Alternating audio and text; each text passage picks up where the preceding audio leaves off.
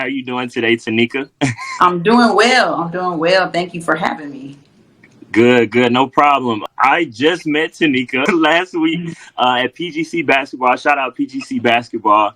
We did a camp in Emory. So after doing the camp, I asked if she would like to be on the podcast. So we're here with another great guest. So Tanika, can you give a little introduction about yourself? Yeah, for sure. And it was a great meeting. We had a great session. It was hot, fires and everything. It was a hot session. Right. A little bit about myself. Let's work backwards. I'm currently an assistant coach at Montverde Academy. I retired from playing professional basketball 2 years ago, 2022, where I played in Portugal, Spain, Romania, England. Portugal, Spain, Romania, and England. And before that, I played at Florida A&M University, where I got my bachelor's in business administration. And I love working with kids. I love coaching.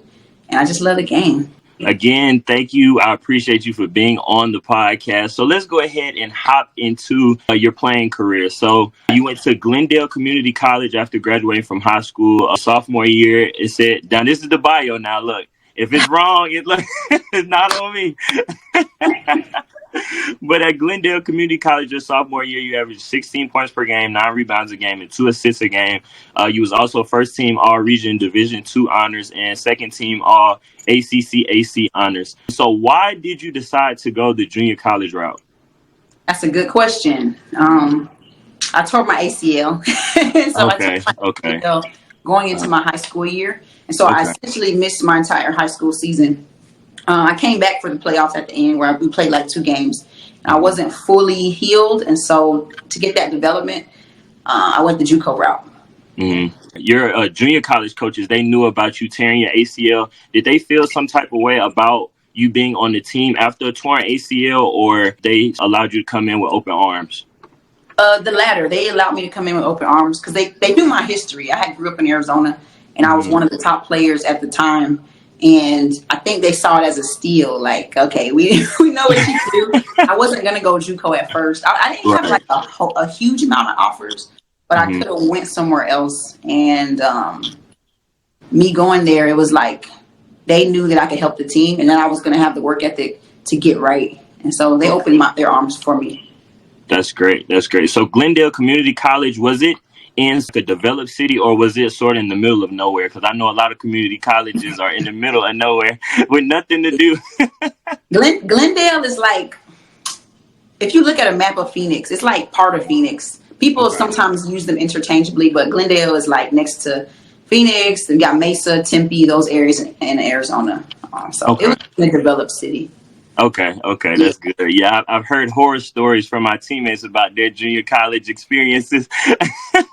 Actually, yeah, some of the best JUCOs are in the middle of nowhere. Yeah, that's what I've heard. I've heard. So after being super successful at Glendale Community College, how was the recruiting process during your sophomore year, and how did you end up at Florida A&M University? Okay, so actually, I wanted to leave after my freshman year. Like my freshman year, I did well. I came to my coach. I said, look, because she knew I wanted to go the D1 route. And I was like, all right, after my first year, I said, Coach, I think I'm ready to leave. She said, I don't. I didn't know how it worked. I didn't like of course she wasn't going to just try to let me go. But at the same time, I think she saw something I didn't see. She was like, I don't think you're quite ready yet. Maybe stay here another year and see what happens. And so I trusted her. She's a good coach. I trusted her. I stayed another year. And my family had already moved to Florida. So I wanted to play in front of them. My dad's from Florida. And so I just started looking up schools in Florida, reaching out to them, sending out my highlights and my stats, and just connecting with coaches that way, like really organic. And I had a couple of coaches message me back, and it was 2 that I was interested in. One was FAMU, and the other was Stetson, which is out here in Central Florida as well. I went to a visit at FAMU, and it was just a wrap from there. I loved it. Yeah. So when you were emailing coaches or trying to connect with coaches, did you connect, or did you try to connect with all of the coaches on the coaching staff, or was it just the head coach or just the assistant coaches? How was that process? I emailed everybody. It was really the main ones I would get. Like, of course, I would send it to like the associate, and then the assistants, and then sometimes I send it to the head. But I knew the assistants and the associate were the ones that were they were the recruiters, right? Right. And so same thing happened at FAMU. It was the associate head coach / the guy who he brought in all the players. He's the one who contacted me back. How was that experience being able to play in front of your family at the collegiate level? It was just a blessing, really. It was a blessing because for those first 2 years, I was away from them. They had moved to Florida as soon as I left high school. Like the next weekend, they moved to Florida. They had been ready to move. They were waiting for me to graduate. And so I was missing that support because I'm really close to my family. And so being out there, I was able to get, extended family, grandparents and uncles and aunts and cousins. And it was just a really good feeling. I just felt fortunate because I saw teammates who didn't have that. Yeah, 100%. So going to Florida A&M, of course, that's a HBCU. So I know a lot of people talk about the HBCU experience, but they don't really understand what the HBCU experience is. Can you talk about what the HBCU experience is to you? Yeah, absolutely. I'll say excellence. That was my experience with it. I studied business there, and at FAMU, they take great pride in their business program, and it's very rigorous to the point to where it got on my nerves a lot of times. But I owe that rigor to a lot of the success I had afterwards with just showing up differently to places and presenting myself differently. So I would say excellence in that regard. So at Florida A&M, you were the second highest scorer on the team. You averaged 13 points per game, 5 rebounds per game, shot 36% from 3, 82% from the free throw line. In the 31 games, you started in 30. This was your junior year. Can you just specifically talk about your junior year, the transition from your junior college to that first year at FAMU? Yeah. Like looking back on it, I'm just so thankful I went the junior college route. Because when I was talking to that head coach, associate coach, his name is Coach Rashad. So Coach Rashad, when he was recruiting me, he was like, "Okay, we're going to bring you in, and we're expecting you to come in ready. Like you're not going to have no time to be playing around, and we're trying to get you, you've done 2 years of college already. We see you need to come in ready." And so those 2 years kind of prepped me for that. I already knew what it was like, what was required. And so coming in, I wouldn't say it was smooth, but it felt good. It felt like almost a seamless transition because of the preparation I had. On top of that, we had a really good culture on the team. That junior year had a solid foundation of players who just cared about each other. They looked out for each other. And there was no, girls can be a little petty. And, you're seeing some of that at the program now. But it was none of that. It was just like, we have a goal and we're going to do whatever it takes to get there. Yeah. And you touched a little bit on FAMU's business program, so I wanted to talk about that. How was your experience from junior college to FAMU academically? How was that experience? It was hard. Really? But you know what? I'm not going to sit here and say I had it like all figured out. I really wanted to play basketball, and because of that drove my academics. And when I got to FAMU, I kind of lagged a little bit there because while I was disciplined, FAMU was a very, very fun school. And so there were some times that I didn't do what I was supposed to do in the classroom. And I'll put it like that. So the transition was challenging at times. Yeah. I understand what you're saying for sure. A little bit about me. When I was in high school trying to go to college, I applied for like 50 colleges. Like my mom was going all out. And I got into around 40 of them. And she was like, "Okay, the ones in Florida and the HBCUs, go ahead and cross them off the list." I'm like, "Oh my goodness, look, like I'm a 4.0 student. Mom. I know what I'm doing." Come on, Mom. Mom was not going. She was not going. And she'll probably say, oh, I was just looking out. No, it was no ifs, ands, or buts.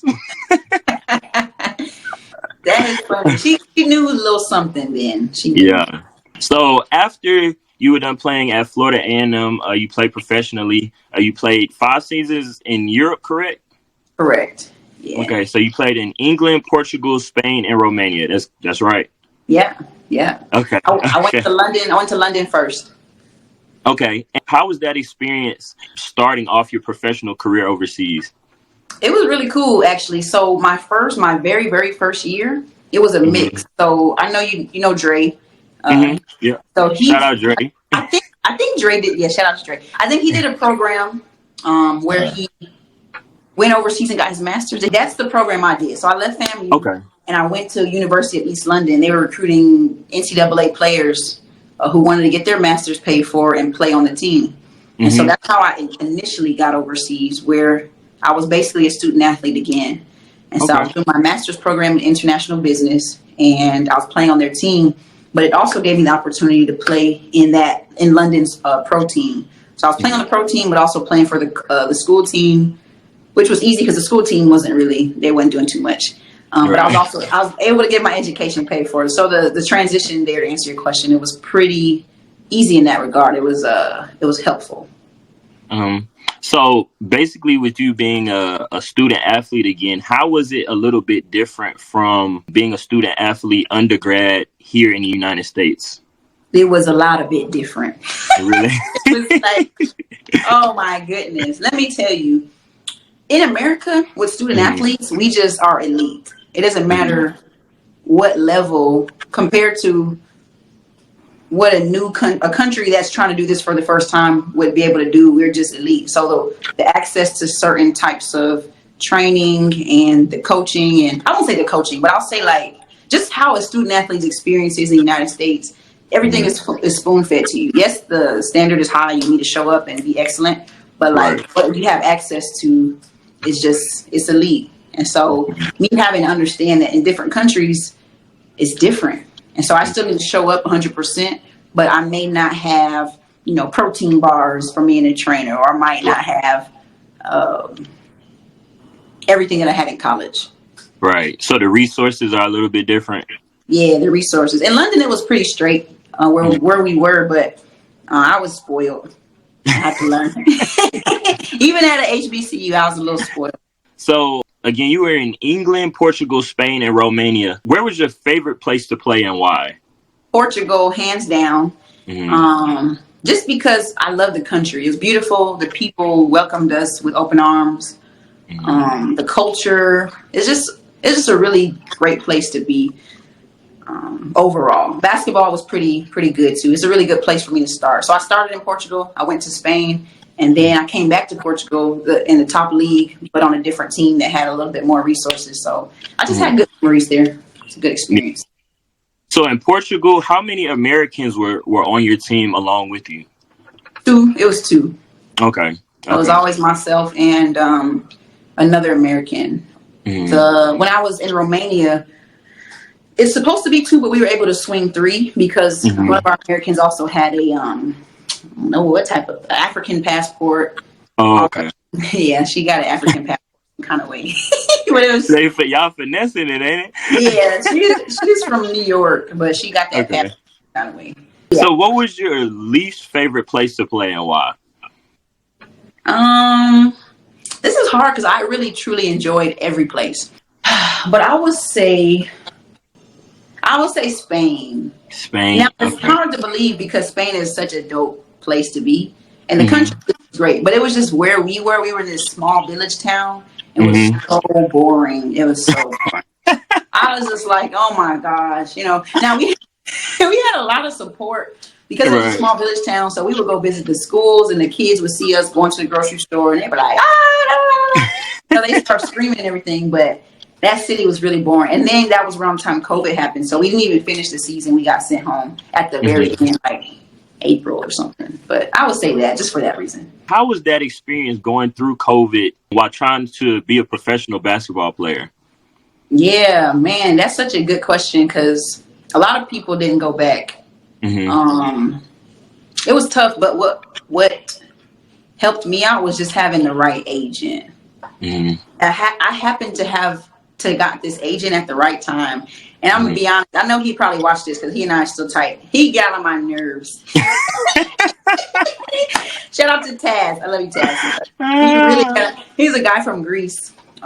He's just like, fast talker, just always knows somebody, Right. But he looked out for his players. And that was the thing that he promised to do.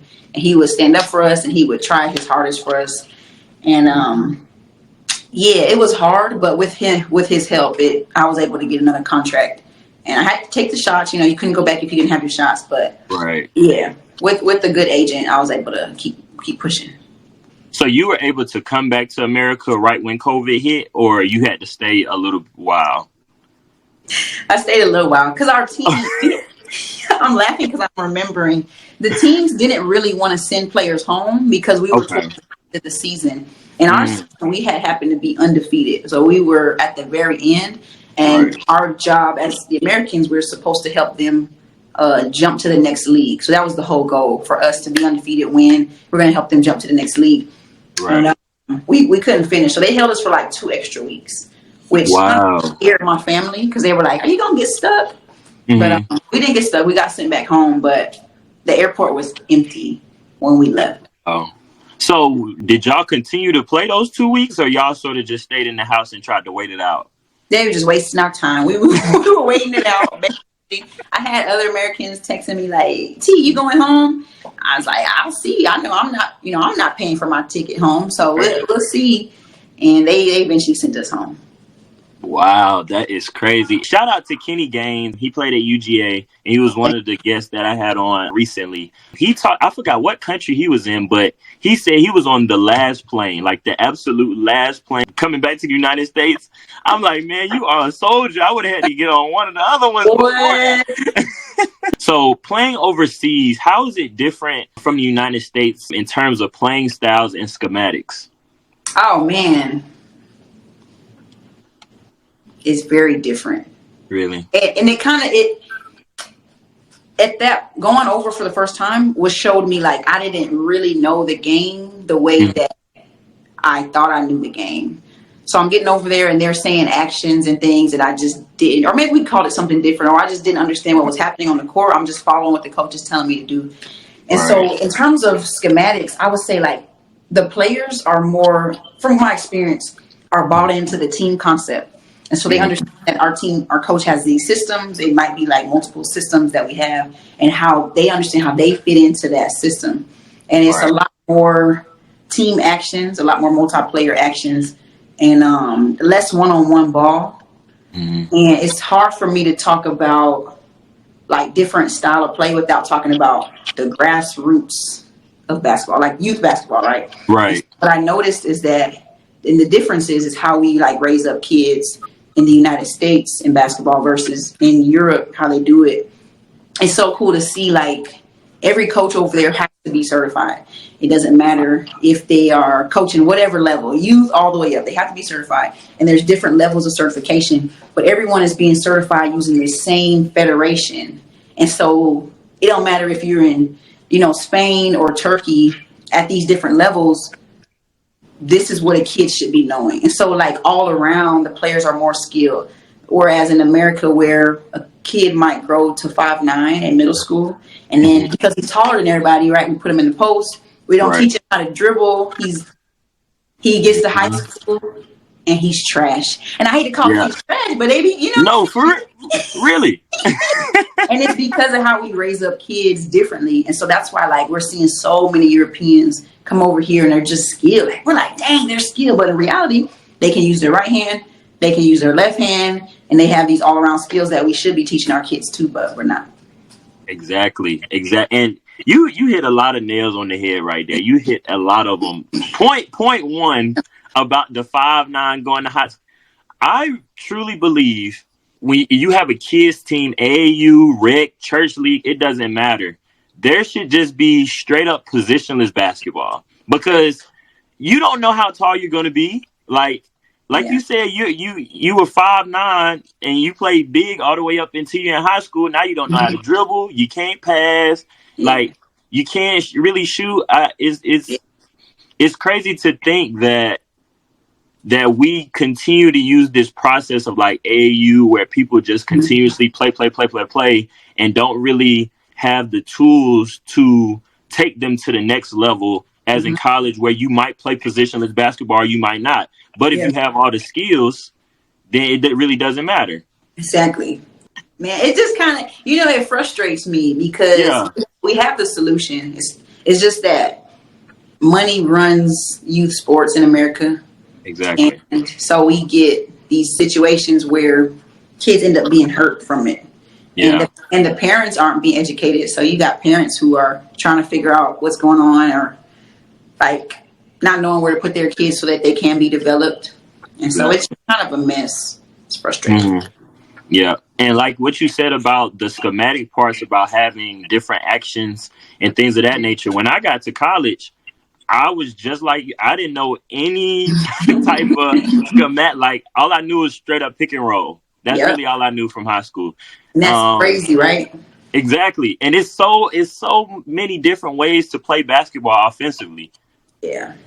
And I know we haven't touched on PGC yet, but I think that's why PGC is such a great tool. For the people that don't know, PGC is Point Guard College. It's a place that I work. We have basketball camps around the nation, and we try to teach kids fundamentals and different ways to play basketball.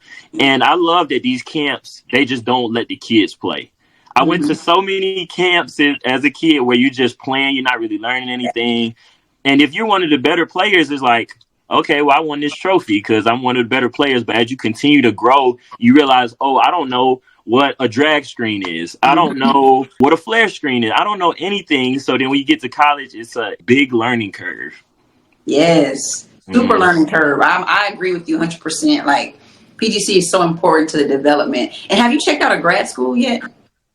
No, I haven't. You need to go to one. I don't know how. They only have one or two per summer, but it's directed by Chad. It's like his own little thing, but it's part of PGC. Okay. The grad school, they let like some of the kids come in who's been in PGC once or twice already. But he teaches actions. He teaches different ways to create an advantage, and he breaks down some really high level stuff for those kids at that high school age group. It's pretty cool. Yeah. Yeah, I'm going to check that out for sure. But yeah, somebody like UConn that just won the national championship, I watch their games and I'm like, you have to be either very smart or have run this stuff before, or a combination of both to even understand what's going on in their offensive sets. We don't really groom kids to be successful in the long run basketball wise offensively. Yeah, 100%. And one last thing, it's boring. Like, what is required to be like that, it is boring, but we're so infatuated with like the highlight tapes and the, you know, just doing all the extra things where it's not making the kids better. 100%. And I know you said that was the last thing, but I agree with that for sure. Because look, when you get to college, well, at least from my experience, you dribble it more than 6-7 times. Hey, give up the rock. We got to do something. You don't know what you're doing at this point. Come on now. No, 100%. But going back to the overseas topic, what are some things that you noticed or learned from your time overseas, just on a day-to-day basis, that is different from the United States? Yeah. One thing is I saw a lot more families together, like families picking up their kids together, families going on walks together, families outside at the park together. I thought that was really dope and different. And it speaks to, like, you know, just getting more steps in the day. If you look at the health of America versus other countries, there's a little variance there. The way they eat. Now, Spain was tripping because Spain had a lot of pork. Spain was eating pork like, you know, they were about to run out of pigs or something.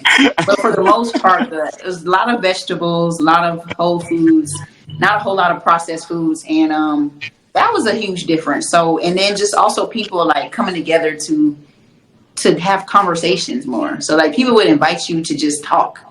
You know, just come to the coffee shop and let's just talk. And it'd be just a bunch of people, 3-4 people, sometimes bigger groups, sometimes, and just having conversations. And so from that aspect of like social wellness, I noticed that was really refreshing, I would say, to see. And with that, when they were out with their families or just going to the coffee shop with their friends, were there a lot of phones involved, or there was a lot more social interaction between each other? More social interaction for sure. Now, there were phones because like 2024 and they have access to social media, but it was way less than you would see here where we're just kind of like stuck in our phone. More social interaction and just a joy. Like I didn't see that in London though. London was different. London was like, you know, the fast paced city like New York City. Right. Kind of in a rush. That's it was. And it was like, I tell people it was like a sadness over the city because of that and because of the weather. The sun was barely out. But the rest of the countries in Europe, I felt like a joy there. Mm-hmm.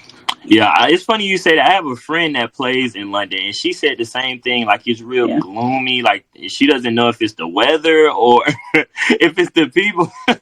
Both. It's probably both. These people sad. They sad now.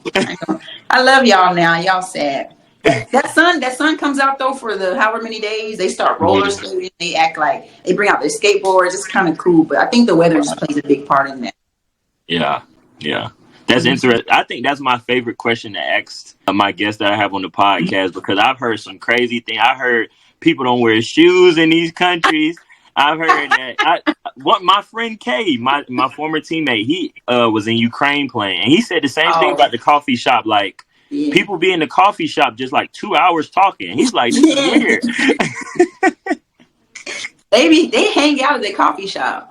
They really do. It's wild. All right. Well, I wanted to go ahead and transition into the topic of PGC basketball. So, like I said earlier, PGC basketball is Point Guard College. I just started working for them last summer. It's been a great experience. I've been able to go to a bunch of cities that I had never been to beforehand. I went to Bellevue, Washington, Louisville, Kentucky, Queens, New York. PGC basketball is a national basketball training program that basically provides training for coaches and players. Depending on what type of camp it is, depends on the level of players that are there or what grade level they're in. And I'm a basket instructor. TANEKA, I don't know if you're formally given the name director yet, or if you're director in training. What's the title right now?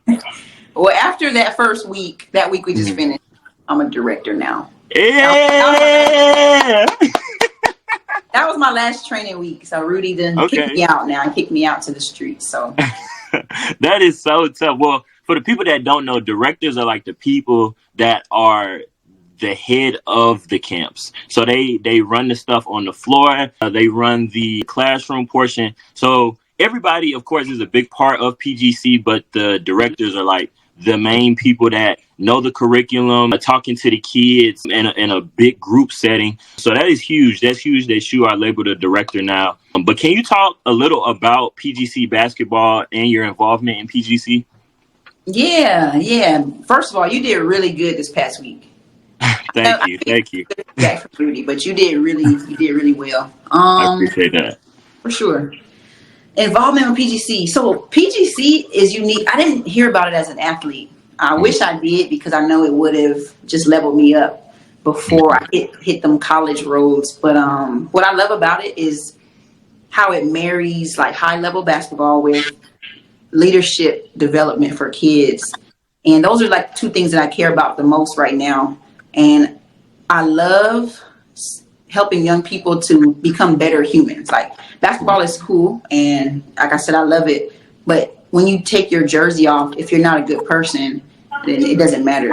And that's really why I love PGC, because it helps kids understand that and to really reach like these new levels of leadership and just being a value to their community, whatever that looks like, whether they just keep playing or not. So yeah, like you said, I'm a director. This will be my second summer doing it, and I'm excited about it. Yeah, I'm excited. That's great. I told you after you did your director portion and the day after, I think you did a great job being a director. You really connected with the kids. Of course, you knew the curriculum portion. They wouldn't have you up there if you didn't know the curriculum portion.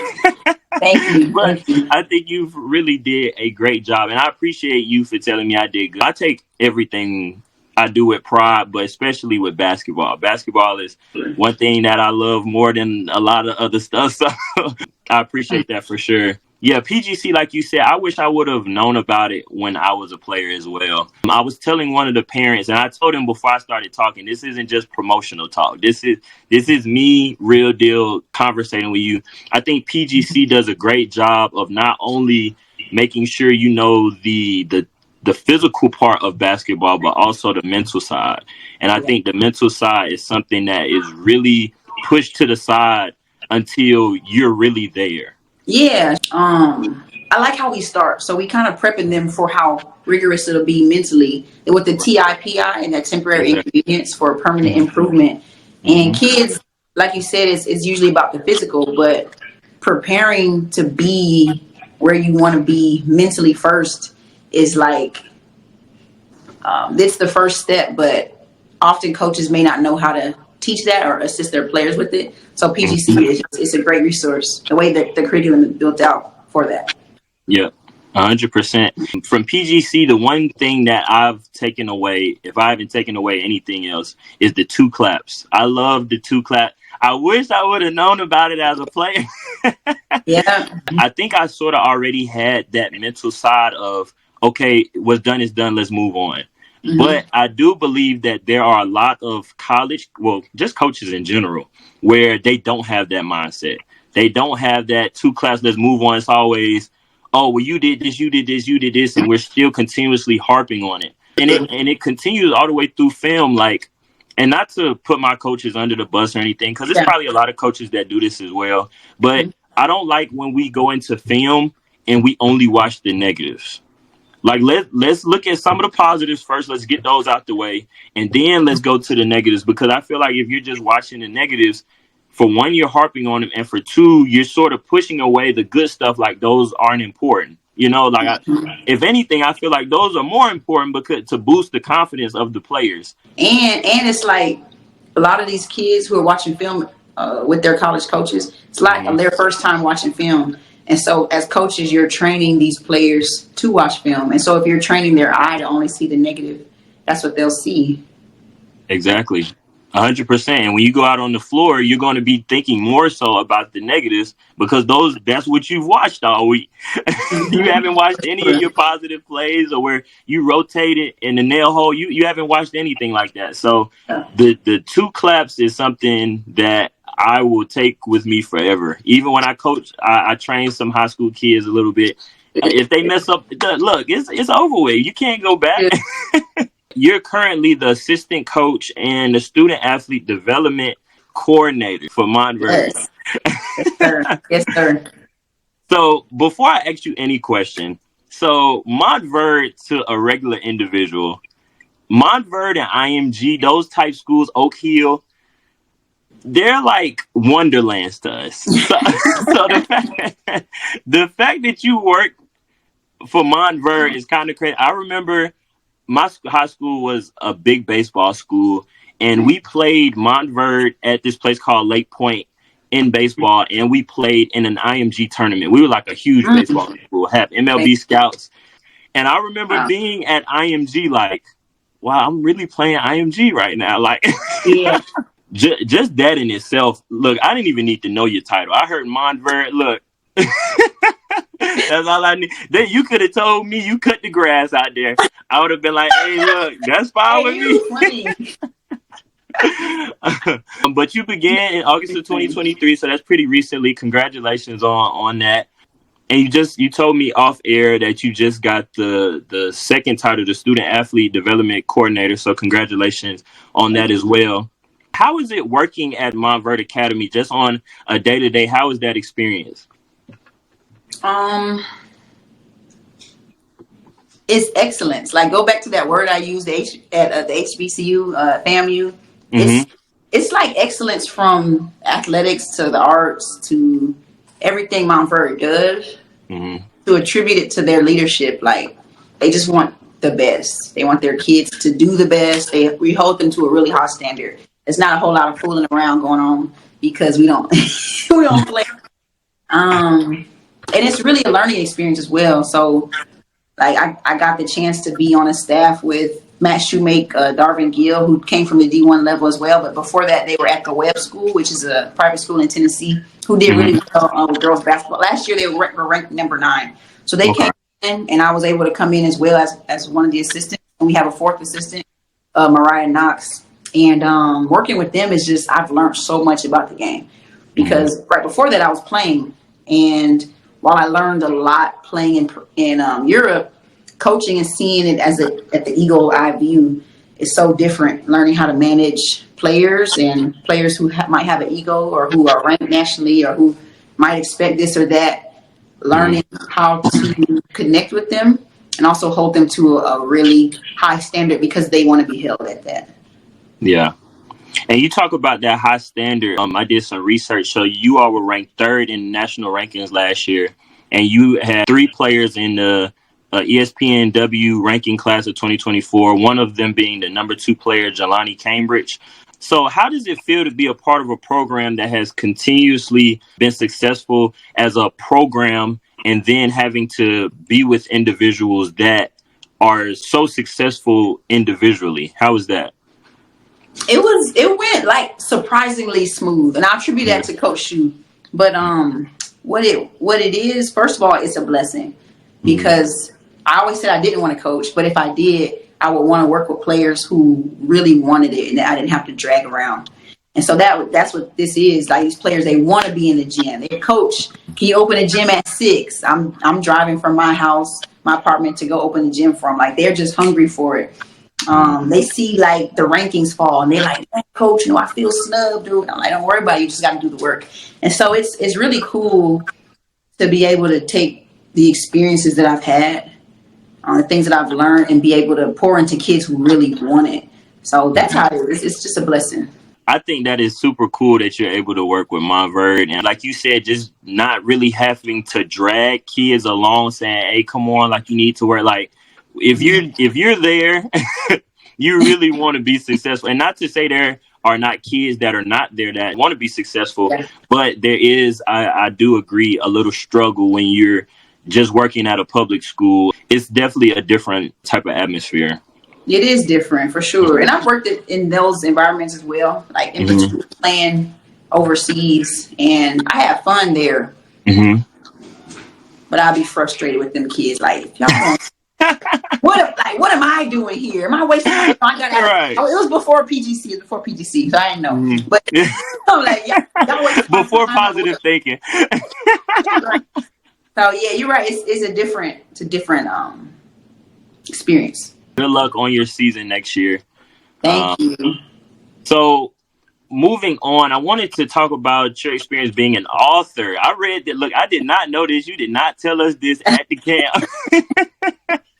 But you are author of a book called Winners Win. So can you talk a little about the book and why you decided to write this book?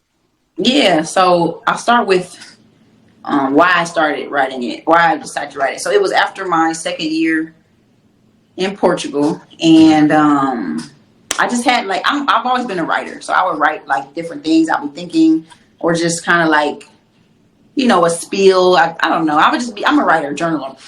And so I feel like I had like wisdom and experiences to share based on, to the point, for me, just growing up having a dream and getting through obstacles and reaching a certain point, I had something that could help the next generation. And so that's what Winners Win is. It's a, you call it a guide, a manual to help a person to release their full potential, whatever that may look like. But I bring out the stories, a faith-based book. So it has some stories from the Bible. It has part of my experiences. And I kind of just walk through some of the challenges and what it took and what it will take for somebody else. And have you talked to some people that have read your book? What did they give you some opinions on the book? Yeah. What did they say? Well, first of all, most people say it's an easy read. So it's like, it's really easy to read. It's not a whole bunch of words. It's not super wordy, 100-some pages. It's just an easy read. But also, one of the things I love is that like each person gets something different from it. So from the beginning of the book and me talking about some of the missteps I had, in my childhood, I was what you would call a problem child, but I made it through some of those things. But then some people may be relating to the end of the book where I had to wait a year and a half for my first contract, my first professional contract after London. And they understand in there, like, great things take time. And so everyone pulls something different from it. And that's what I enjoy the most, hearing people. Me personally, I'm going to get the book and read it. Thank you. I appreciate that. Oh, no problem. What is your opinion on women's basketball currently? College basketball on the women's side and professional basketball on the women's side? 2 words. It's up. No, it's so much growth, and see the visibility of women's basketball right now is just it's so cool. It's like, man, like finally, like this game has been good for a long time. It's gotten a lot better. The coaches are really smart on women's basketball because the guys are athletic. You know, you can kind of get away with stuff, but these coaches got to be on point to be able to put these women in positions because we, athletically, right? It's different. But like the visibility, and with that comes with some negativity. So there's narratives out there, but that's just what it is when things become more visible. But I'm excited about the future of the game and the opportunities for the girls who are up next. And it just gives girls who, whether they play basketball or not, and even like boys, just kids in general who are watching, they're like, okay, this is what's possible. Like the future is it's wide open. Yeah. And I'm one of the people that I've always watched women's basketball, no matter if it was college, professionally. So it's kind of funny to hear these people now say, especially males around my age, say, "Oh yeah, did you see what happened on TikTok, or did you see this on Instagram?" Like, I'm like, bro, I've been watching this. Like, Doing that. For sure. Like the amount of people that have never heard of Maya Moore to me is kind of crazy. Yeah, like it is. Like I'm from Georgia. Maya Moore was like her. She was her 100%. in Georgia. Speaking on this, I actually saw Asia Durr play too when she was in high school because we played St. Park. We was in the same conference when I was a freshman. Elite. Different. For sure. Yeah, these women can ball. Women can ball, man. What do you attest the success of women's basketball right now at this given time? Like I had another episode, I said social media and NIL. What in your mind do you believe is the reason that the WNBA and college women's basketball is blowing up? Yeah, those two pieces you said for sure play a part in it. Like I just would say that the stars are aligning. Like and the stars are different things, right? NIL, social media. Kobe Bryant had a huge role to play in it. And it's like the things that he was doing before he passed, it's like having this ripple effect where people are starting to see like, man, if Kobe was still here, what else could he have done for the women's game? Right. I would say NBA players advocating and having more of a voice as well. NIL was huge though, like companies coming and saying, okay, we need to find a way to make money. So and such has a big following. Let's put our product here, and just having like money flow through in the marketing is bringing more eyes to the game. It's a lot of things. A lot of things happening. I think with social media and NIL, the biggest thing is that you are able to connect a face with a name. And I think that's one thing that has not really been a thing in the past. Yeah, absolutely. 100%. That's exactly right. Personally, I'm glad that this is happening now. Now, I will say there are, like you said, there are some narratives that are out there. But, there's always going to be bad narratives when something is growing. But hopefully we can get past that and just appreciate the level of basketball that women are playing right now and in the past as well. Yeah, absolutely. The fans who are going to be on board are the ones going to be on board. So yeah, it'll grow. It'll continue to grow. All right. So now it's probably the biggest thing of the episode. Look, I usually do an all-time men starting five, but see, look, we're going to do the WNBA all-time starting five. Forget the NBA starting five. Get that out of here. Yeah, get that out of here. WNBA all-time starting five. Who do you have? All right. So I'm gonna do them in order of my 1 through 5. Like my point guard all the way down to 5. I'm gonna have Sue Bird at the 1. Okay. Sue gonna be at the 1. She gives me. I was a big fan of Steve Nash, and so I just like she can run the floor like that. At the 2, I'm gonna put Diana there. Okay. Diana's gonna be at the 2. At the 3, even though she played forward, she can do this. We're gonna have a big team. Maya Moore, your girl Maya Moore. Okay. Maya's gonna be 3. She can score any type of way she needs to, so it should be fine. And she can guard the 3s, right? So the 4,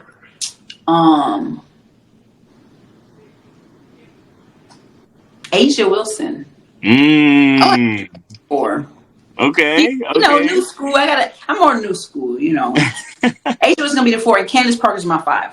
Okay. Okay. Yeah, that's tough.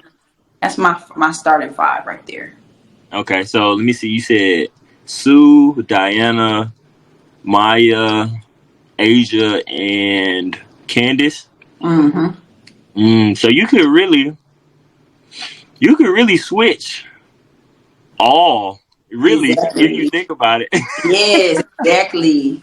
Yeah, Yes. you don't have like no slouches out there where you gotta like shack it on defense. Nope. Them I last like three, that. them last three can guard anybody. The first two, you know, height wise, they Hmm. but them last three, they be all right. For sure.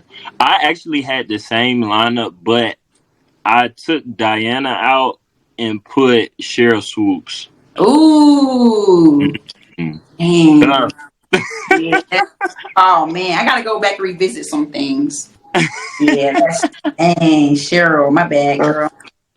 But I like your starting 5. That's tough. That's tough. I Yeah. like that. Last thing, what is one piece of advice that you would like to give kids that would like to be successful? It doesn't matter if it's athletically or just in life in general. Wherever you find yourself, school, role, job, whatever, add as much value as you can. And even if it's in a role that you don't want, another opportunity is going to open up, and it'll be the one that you want, or a better one. You Mhm. just add value wherever you are. Add value. I think that's great. Man, you are touching a lot of stuff I just hit on you. Did you watch my last episodes? Like, I opened it up a little bit. I didn't yeah, watch. I You just talked about that. I did the last one with my teammate K. He was the starting point guard when I got there, and I was a freshman. I decided to redshirt.